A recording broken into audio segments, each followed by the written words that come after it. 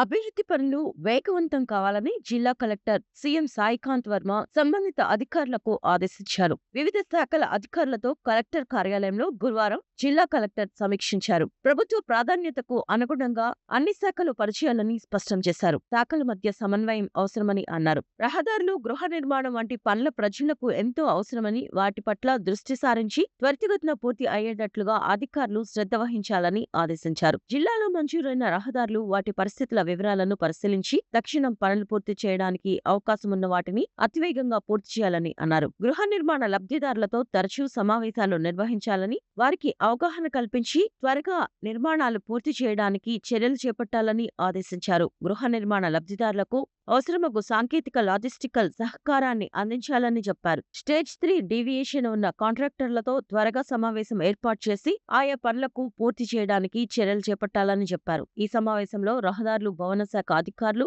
జలవనరుల శాఖ అధికారులు, విద్యుత్ శాఖ అధికారులు తదితరులు పాల్గొన్నారు.